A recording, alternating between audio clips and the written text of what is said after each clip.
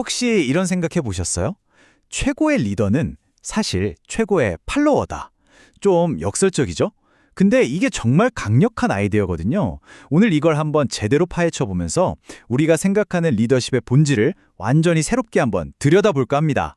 자, 잠깐만 눈을 감고 한번 상상해 보실까요? 여러분이 생각하는 가장 이상적인 리더, 어떤 모습인가요? 아마 카리스마가 막 넘치고 멋진 비전을 딱 제시하고 좀 단호하게 명령도 내리는 그런 모습이 떠오르지 않으세요? 근데요, 과연 그게 전부일까요? 좋아요. 그럼 먼저 우리가 흔히 가지고 있는 리더십에 대한 생각, 그 오해부터 한번 깨부숴 보겠습니다. 어쩌면 우리가 철석같이 믿고 있던 그 리더의 모습이 사실은 신화에 가까울 수도 있다는 거죠. 바로 이 슬라이드가 오늘 이야기의 핵심이라고 할 수 있겠네요. 왼쪽을 보세요. 영웅적인 지휘관.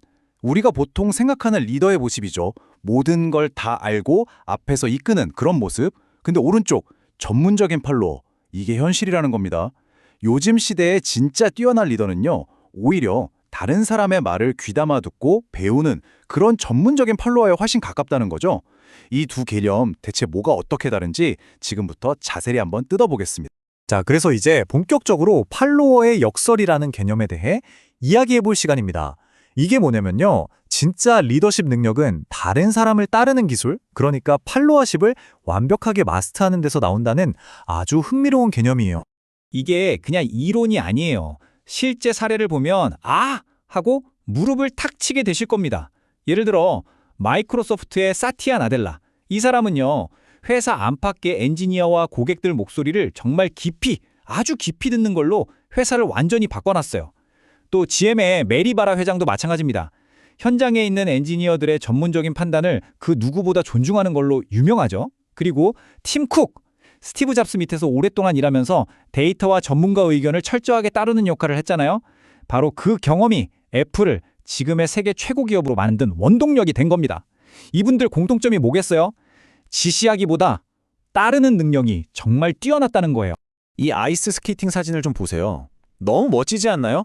리더십과 팔로워십의 관계가 딱 이렇습니다. 누가 위고 누가 아래인 그런 고정된 관계가 아니에요. 마치 두 사람이 춤을 추는 것처럼 한 사람이 이끌었다가 다음 순간엔 다른 사람이 이끌고 서로 역할을 자연스럽게 바꾸면서 움직이는 거죠. 굉장히 역동적이고 유연한 과정이라는 겁니다. 누가 리더하고 누가 따르냐가 중요한 게 아니라 이 둘이 어떻게 함께 완벽한 조화를 만들어내느냐. 바로 그게 핵심인 거죠. 옛날에 소크라테스가 이런 말을 남겼죠. 현명한 사람은 모든 것에서 배우고 평범한 사람은 자기 경험에서만 배우며 어리석은 사람은 이미 모든 답을 알고 있다. 와, 정말 뼈 때리는 말 아닌가요?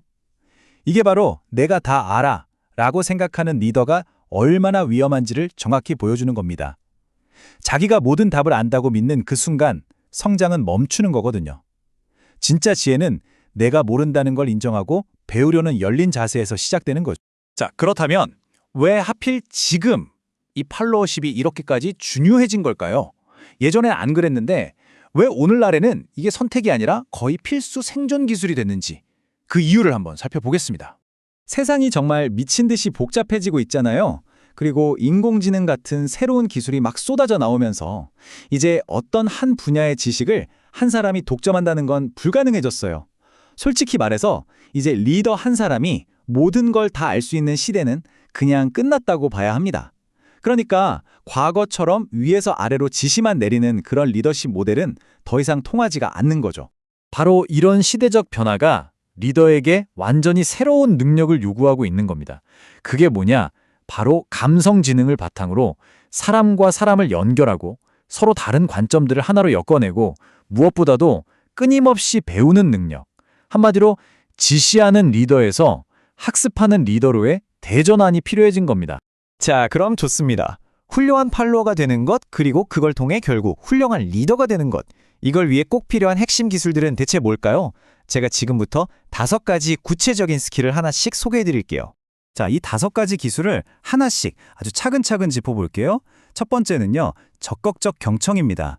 이게 그냥 듣는 척 고개만 끄덕이는 게 아니에요. 내 의견이 맞다는 걸 확인하려고 듣는 게 아니라 상대방을 정말 100% 이해하기 위해서 듣는 태도, 그게 핵심입니다. 두 번째는 공로보다 목적을 앞세우는 거예요. 이거 성공하면 누가 공을 가져가지? 이게 아니라 어떻게 해야 우리 팀, 우리 조직의 공동 목표를 달성할 수 있을까? 이걸 항상 먼저 생각하는 마음가짐이죠. 세 번째는 신뢰할 수 있는 실행력입니다. 아무리 아이디어가 기가 막혀도 그게 현실이 안 되면 그냥 뜬구름 잡는 소리잖아요. 추상적인 계획을 눈에 보이는 구체적인 결과물로 만들어내는 능력, 이게 정말 중요합니다. 네 번째, 이건 좀 용기가 필요한데요. 바로 비판적 반대입니다. 모두가 네, 맞습니다 라고 외칠 때 조직을 위해서 건설적으로 잠깐만요, 다른 생각은 없을까요? 하고 목소리를 낼 수 있는 힘, 바로 이게 위험한 집단 사고를 막아주는 브레이크가 되는 거죠. 그리고 마지막 다섯 번째는 코칭 수용성, 쉽게 말해 끊임없이 배우려는 자세예요. 누가 피드백을 주면 나를 공격하네 하고 방어하는 게 아니라 아, 성장할 기회를 주는구나 하고 선물처럼 받아들이는 태도. 바로 이 다섯 가지가 차곡차곡 쌓여서 현대적인 리더의 아주 강력한 기반이 되는 겁니다. 네, 지금까지 쭉 살펴본 내용들을 한번 종합해 볼까요? 이 새로운 패러다임 안에서 리더가 된다는 건 도대체 어떤 의미인지 다시 한번 정리해 보겠습니다. 오늘 이야기의 가장 중요한 핵심 메시지입니다. 최고의 리더는요, 더 이상 혼자서 모든 걸 결정하고 지휘하는 그런 영웅적인 사령관이 아니라는 겁니다. 오히려 주변 사람들의 의견을 깊이 듣고 끊임없이 배우면서 함께 해결책을 찾아 나서는 아주 모범적인 팔로워인 거죠. 그리고 바로 이게 이 역설적인 방법이 먹히는 이유입니다. 그들이 먼저 겸손하게 데이터와 전문가, 그리고 팀원들을 따르는 모습을 보여주잖아요. 그러니까 다른 사람들도 그들을 믿고 기꺼이 리더로서 따르게 되는 겁니다. 정말 멋지지 않나요? 마지막으로 이 질문을 여러분께 한번 던져보고 싶네요. 리더는 팔로워를 통해 만들어진다는 말이 있죠? 리더가 되기 전에 우리 모두는 누군가의 팔로워입니다. 여러분은 지금 누구를 그리고 무엇을 따르고 계신가요? 그 과정을 통해서 여러분은 과연 어떤 리더로 성장하고 있는지 오늘 한번 조용히 생각해 보시면 어떨까요?